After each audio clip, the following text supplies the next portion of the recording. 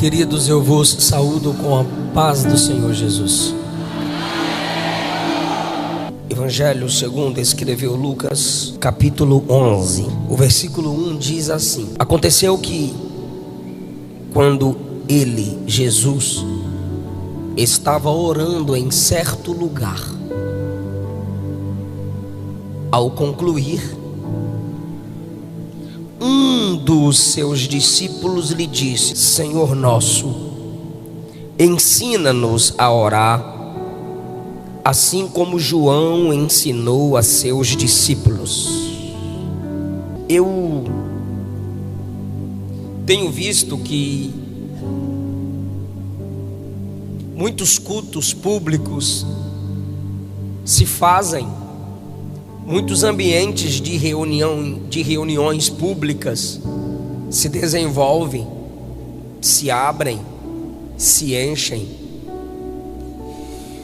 E estamos a cada dia desenvolvendo mestres na palavra, ministros de louvor, crentes com desejo de experiências com Deus. O sensacionismo, que é uma crença fortemente divulgada, difundida entre os nossos irmãos reformados, não todos, mas a maioria, a crença de que contemporaneidade dos dons espirituais e milagrosos não é verdade. Essa crença não é bíblica e ela não conseguiu, graças a Deus, no coração da maioria dos crentes, matar o desejo por experiências com Deus. No interlúdio místico de 2 horas, num ambiente como esse, onde cada canção nos faz lembrar de Deus, cada pregação nos faz lembrar do céu, cada testemunho nos desperta para o reino de Deus, o coração aquece. Eu quero isso para a minha vida, eu quero Deus, eu quero ser incendiado, eu quero o sobrenatural. É bom porque o ambiente influencia. Hoje no almoço nós conversávamos sobre como o ambiente forma, molda e influencia os imaturos. Positivamente, um ambiente como esse pode gerar em você o desejo, mas a minha pergunta é: como esse desejo por sobrenatural, por avivamento, pelo incendiar do Espírito, se tornará uma realidade? Até que ponto você está disposta, minha irmã, a pagar o preço necessário para ser incendiada? O que você estaria disposto a renunciar para de fato ser incendiado? E eu vou apresentar para vocês um caminho simples, porém ignorado por muitos de nós. Deus fez o homem simples, mas ele criou muitas invenções, já disse o sábio Salomão. E eu quero falar com vocês subordinado a um tema que é uma pergunta: você ora? Está aqui e não está disposto a orar? Honrar um tema como esse sem estar disposto a orar, disposta a clamar, ajoelhar-se, quebrantar-se, ou mesmo em pé, porque o que mais importa é a posição da alma e não do corpo na oração. Mas se esforçar para aqui estar, desejar isso e buscar o sobrenatural, ser incendiado e não orar, você está perdendo o seu tempo. Lucas 11 é um registro da oração. O versículo 1 diz que Jesus está orando num certo lugar. Diz que quando ele acabou de orar, um dos discípulos lhe fez um pedido maravilhoso: Senhor, nos ensina a orar. E quando esse camarada pediu para que Jesus lhe ensinasse a orar, Jesus então lhes deu princípios de como construir uma vida de oração. E esses princípios perpassaram tempos e estão conosco até hoje, pois foram princípios de Cristo. Depois, os irmãos que já leram esse texto percebem que no versículo 9, Jesus incentiva a oração. Ele não apenas ora no versículo 1, ele dá incentivos para que oremos. Ele diz no versículo 9: pedi e vos será dado, buscai e encontrareis, batei a porta e se abrirá para vós. Porque todo o que pede recebe, o que busca encontra, ao que bate se abre. Jesus está incentivando os crentes a orarem, mas ele também, enquanto está dando os princípios da oração, ele está falando sobre o maior propósito de se orar. Não dá para ler Lucas 11 e isolar até o versículo 10, como se ele estivesse falando para qualquer tipo de gente, orar por qualquer tipo de propósito, como se a oração fosse uma caixinha mágica de onde de lá sai o Aladim, piririm, pim, pim, pensa que tu quer que eu estou aqui. Como se a oração fosse uma varinha mágica e é só usar o nome de Jesus e acontece. Não, ele está dando os princípios da oração. E como que ele conclui o princípio da oração? Versículo de número 13: se vocês, sendo maus, sabeis dar boas dádivas aos vossos filhos, quanto mais o vosso Pai que está no céu que dará o Espírito Santo àqueles que lhe pedirem. Ele está orando no 1, ele manda pedir no 9, ele manda pedir no 10. Ele conta uma historinha nos versículos 10 e 12 sobre pedido de um amigo ao outro amigo. E quando você pensa que é pedir tudo, pedir de tudo, pedir qualquer coisa a qualquer hora, ele diz que a prioridade na vida de oração é receber o Espírito. Pergunta para mim por quê? Porque se nas suas buscas, na sua vida de oração, você não busca o enchimento do Espírito, a direção do Espírito, você terá mais orações negadas do que respondidas. Todos aqui já tivemos orações não respondidas. Por quê, pastor? Porque oramos fora da direção, oramos fora do propósito. Pastor, eu já tive muitas orações respondidas. É porque o Espírito te conduziu a se conectar à vontade de Deus para a sua vida. Agora é um mistério que eu não posso te explicar. Chegar no céu, tu pergunta para Jesus se for possível. Por quê? Porque se é o que o Senhor quer fazer, eu tenho que orar. É lei estabelecida, regra estabelecida pelo nosso Deus. Ele não fará nada de grandioso na terra se a igreja na terra não orar. Ele não vai te incendiar, não vai te batizar, não vai te encher, não vai te usar, não vai. E já vai, a mensagem já vai começar com polêmica. Sem oração nem salvação existe. Ninguém aqui pode ser salvo sem orar. E quando eu digo ninguém, eu estou falando você que está desviada, desviado, você que é do diabo, você que está no caminho largo, você que faz parte de falsas igrejas, de falsas religiões. Sem orar, clamar a Cristo, você vai para o inferno. E eu vou provar na Bíblia. O primeiro ponto da mensagem é: o Salvador está orando. Eu vou perguntar para quem está comigo: quem está orando aqui? Ô povo inteligente, o Salvador está orando. Quem está orando aqui? O Salvador. Se o Salvador, que é o Salvador, está orando aqui, como que o homem pode ser salvo sem orar? Jesus orou em Lucas 3 no batismo. Jesus orou em Lucas 10 para escolher os discípulos. Jesus orou em Lucas 9 no Monte da Transfiguração. Antes que Pedro confessasse: tu és o Cristo, Filho do Deus vivo, Jesus orou. Jesus orou em Lucas 11. Jesus orou no Getsemane antes de ser preso. Jesus orou na cruz. O Salvador orava. Aí me vem duas perguntas à mente. Por que você quer ser salvo sem clamar? Por que você acha que pode ser salva sem orar, sem humilhar-se diante de Deus? Eu não estou falando aqui a pagãos que nunca ouviram o Evangelho. Eu estou falando a pessoas que cantam nossas músicas.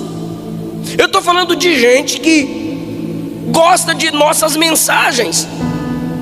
Como que o homem pode ser salvo sem orar? É claro que eu defendo a salvação pela graça. Eu não tenho nenhuma dificuldade de afirmar que ninguém será salvo por suas orações. Mas eu também não posso afirmar que alguém pode ser salvo sem orar. Se o homem quiser perdão de Deus, ele tem que abrir a boca, abrir seu coração e dizer: me perdoa.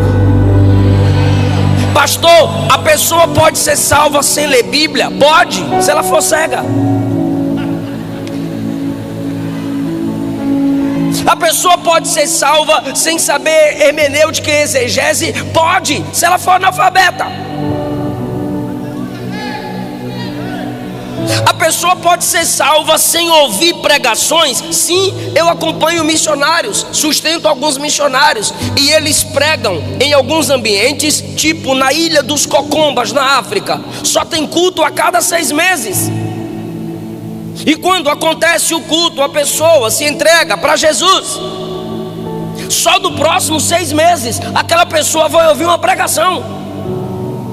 A pessoa é salva sem ouvir pregação, sem ouvir podcast de 3 horas, que tem crente viciado no estudo da Bíblia, mas está no podcast todo dia.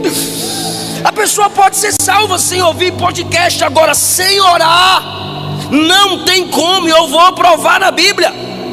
Alguém pode fazer isso aqui pelo outro, por exemplo, comer pelo outro, beber pelo outro, dormir pelo outro? Não, existem coisas que não se fazem por procuração, é cada um cumprindo o seu papel. São coisas naturais que cada um deve fazer por si. Assim é o homem diante do Salvador: ou ele clama por salvação, ou ele vai perecer. Ou ele clama, por quê? Porque você clama, porque você ora, porque você não pode gerar aquilo que você está buscando. E a salvação é um milagre operado por Deus, não são as suas obras, não é o ambiente que você frequenta, não é a missionária que você pediu oração, não é aquela igreja que você foi fazer campanha. Não, isso é extremamente individual. Oséias 14:2: tomai convosco palavras e convertei-vos ao Senhor. Ele está dizendo: use palavras e se converta ao Senhor. O que Pedro disse para aquele macumbeiro lá em Atos 8:22: se arrependa da sua maldade, ore ao Senhor, pedindo que Ele perdoe os pensamentos do seu coração. Deus não perdoa quem não se arrepende. Deus não perdoa quem não ora. Lembra de Lucas 23:43? Os 2 ladrões criticavam o Cristo na cruz do meio. De repente um deles viu que o homem da cruz do meio era diferente. O que ele fez? Clamou. Como? Primeiro ele defendeu Jesus, olhou para o outro e disse: para de mexer com esse homem, ele é justo, ele não fez nenhum mal, nós somos maus, nós estamos aqui porque merecemos, mas o homem da cruz do meio é justo. Depois que ele defende, ele clama: Senhor, lembra de mim quando vieres no teu reino. Aí Jesus respondeu na mesma hora: hoje estarás comigo no paraíso. Essa é é fácil. Tu lembra de Atos 2:21? Aquele que invocar o nome do Senhor será salvo. Tá aí. Se o Salvador orou, é decreto dele que para você ser salvo você tem que clamar. Por isso orar é coisa de gente necessitada. Orar é coisa de gente dependente. Não adianta você gostar da música, gostar da pregação e não se prostrar diante de Deus em oração, dizendo: resgata-me, salva-me. Como aquela canção: então liberta-me de mim. Esse é o poder da oração. Se nossos filhos não clamarem, não serão salvos. Se essa nação não clamar, não será salva. O Salvador orou. Então me ajudem. Se o Salvador orou, quem quiser ser salvo precisa orar. Ficou horrível, gente. Ainda pedi para me ajudar.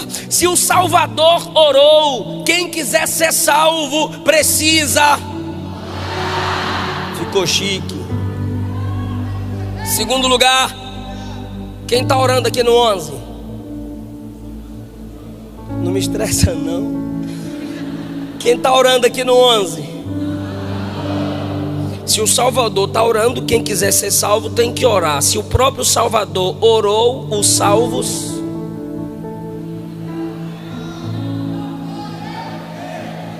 Quem é salvo, ora. Repito, eu não estou falando a pagãos que nunca ouviram o Evangelho. A quem muito é dado, muito será cobrado. Quando Paulo foi salvo em Atos 9, a primeira característica dada sobre ele a Ananias foi essa: Ananias, eis-me aqui, Senhor. Vai orar por Saulo. Eis que ele está orando. Como é que Ananias vai discernir que aquele cabra agora é crente? Porque ele está orando. Tu lembra do rapaz lá de Gadara, Marcos 5,18? Jesus expulsou a legião de demônios, e aquele que andava pelado se ferindo agora estava vestido aos pés de Jesus. Jesus olhou para os discípulos e disse: bora voltar de barco. Ele, o ex-endemoniado, olhou para Jesus e o texto diz que ele rogava, implorava: Senhor, me deixa ficar contigo. Porque a primeira marca de quem é salvo é oração. Você ora.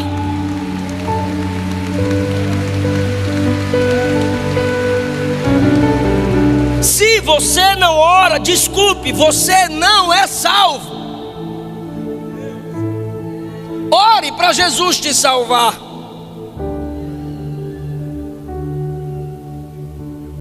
É a marca de quem nasceu de Deus. Escute os missionários e eles vão lhe dizer que em várias partes do mundo, onde houver conversões, como está acontecendo na África, Nova Zelândia, interior da China, Índia, quando as pessoas se convertem a Cristo, no próximo culto elas chegam mais cedo para orar. A primeira coisa que elas fazem em casa é abandonar os ídolos e orar. O primeiro ato de uma criança ao nascer, chorar. O primeiro ato de fé de quem foi salvo, orar. A oração é para a fé o que a respiração é para a vida. Como um homem pode viver sem respirar? Está além da nossa compreensão. Então como que um crente pode viver sem orar? Assuma que tu está desviada. É melhor o inimigo declarado do que o inimigo disfarçado de amigo. Se tu não ora, tu não é crente. Você não ama a Deus. Se a minha esposa levanta e não fala comigo, vai almoçar, não fala comigo, dirige comigo, não fala comigo, vai trabalhar, não fala comigo, vem para o culto, não fala comigo, eu vou dizer: você está doida? Você tem problema? Onde há comunhão sem diálogo?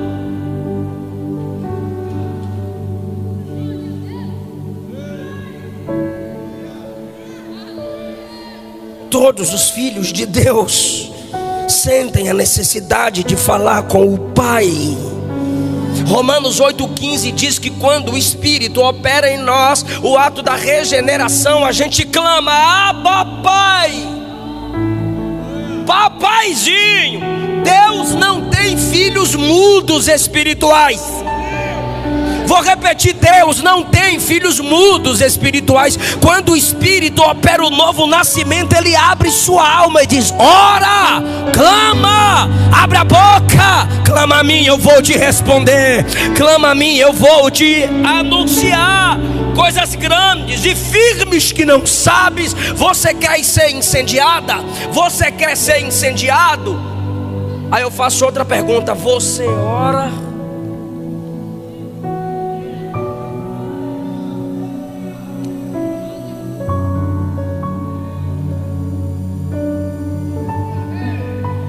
Tem uma classe que não ora na Bíblia.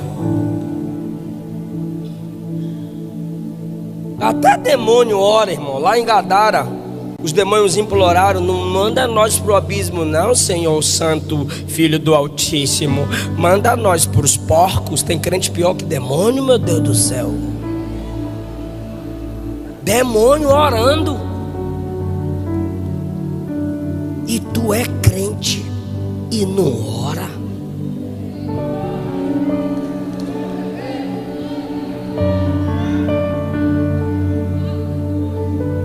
Salmo 14, verso 4 diz que os ímpios não oram. De Gênesis a Apocalipse, os salvos oram. Ímpio não ora. Aí, não é eu que estou falando não, é o salmista lá no 14. Quem não ora é...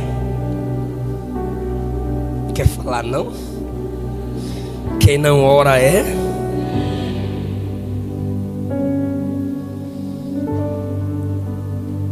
Aconteceu que quando ele estava orando num certo lugar, Jesus tem um certo lugar. Um certo lugar para orar se torna um lugar certo.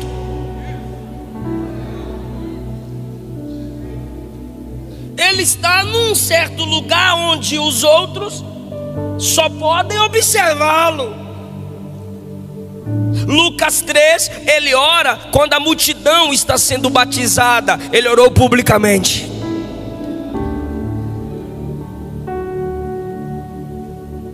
Lucas 9, ele subiu o monte para orar com os discípulos. E Lucas 11, ele está orando num certo lugar. Ele está orando secretamente.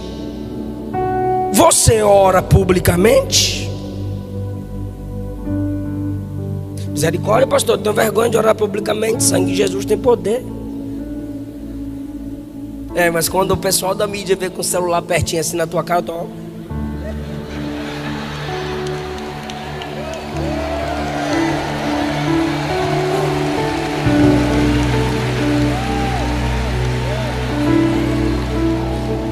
Só para postar. Jesus orava publicamente. Você pode estar no ônibus e a ambulância passando. Tu levanta a mão e Jesus dá o livramento. Aí os ímpios vão falar duas coisas de tu: ou tem fé ou é doido. Orar publicamente atrai o olhar dos ímpios. Por quê? Porque orar publicamente é evangelístico. Você está mostrando que tu tens um Deus que é invisível, mas é real, é onipresente.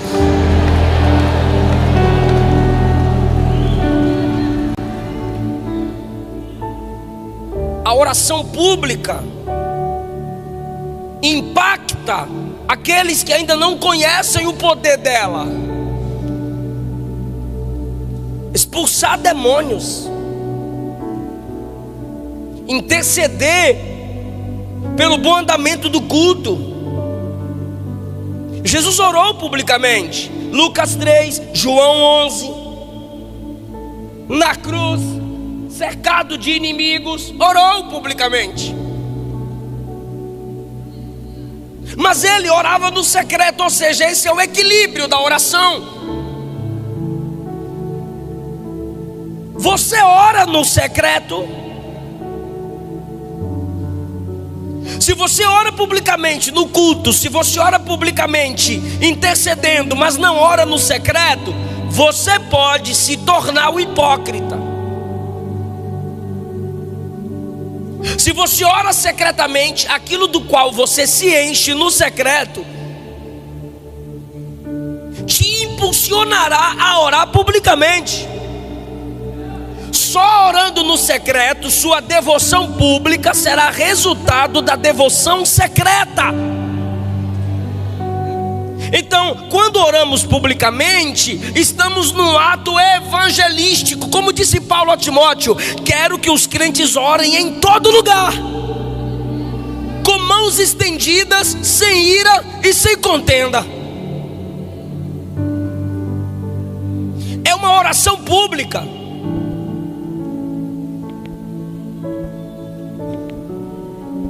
E a oração secreta? Você tem seu cantinho. Moisés tinha sua tenda portátil. Elias tinha sua caverna. Jonas teve o ventre do peixe. Abacuque teve sua fortaleza. Isaías teve o templo. Jesus tinha o monte.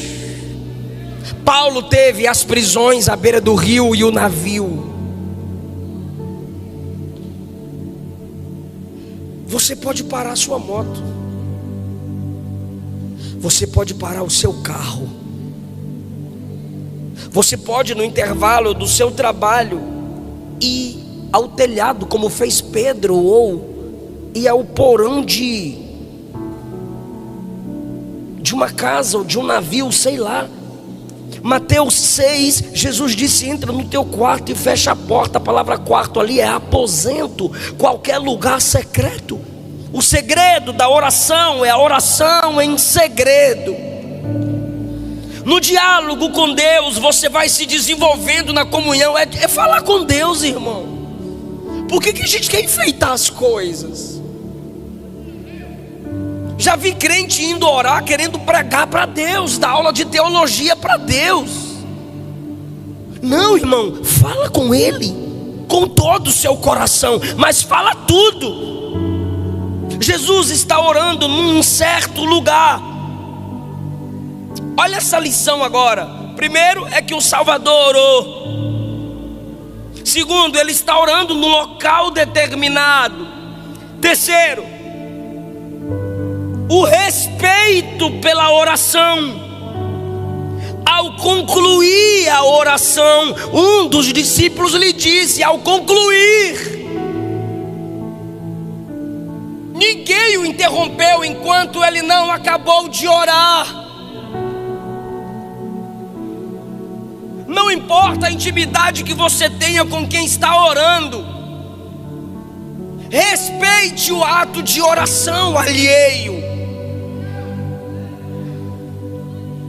Isso acontece nas Assembleias de Deus, eu não sei aqui. E eu sou assembleano e isso me estressa. A gente está lá orando com as irmãs do coque. Aí de repente chega uma classe com a baqueta na mão rodando assim, ó.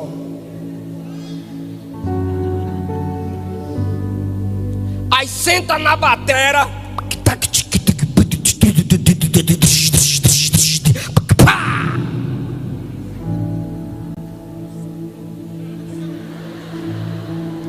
A irmã está orando.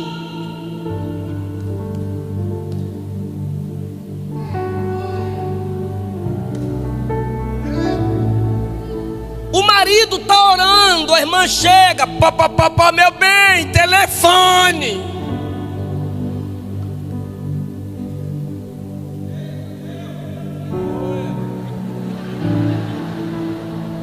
corajoso, aí é macho.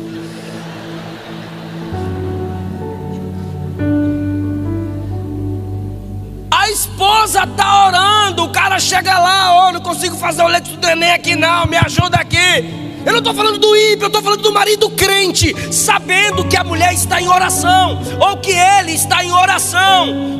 Claro, se você não quiser ser interrompida ou interrompido, comunique, estou indo orar. Mas ore de tal forma que as pessoas saibam que você está orando. Porque você ora olhando a foto que você acabou de postar.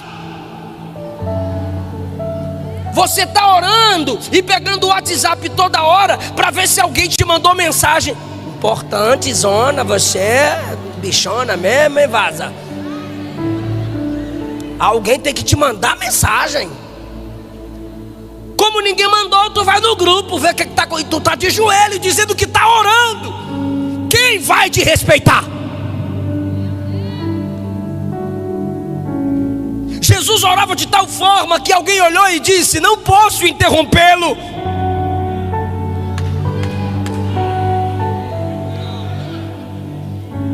Você ora como se estivesse diante de quem? Martin Lloyd Jones disse: quando vires alguém orando, não o interrompa. Essa pessoa está em audiência com o Rei dos Reis e Senhor dos Senhores.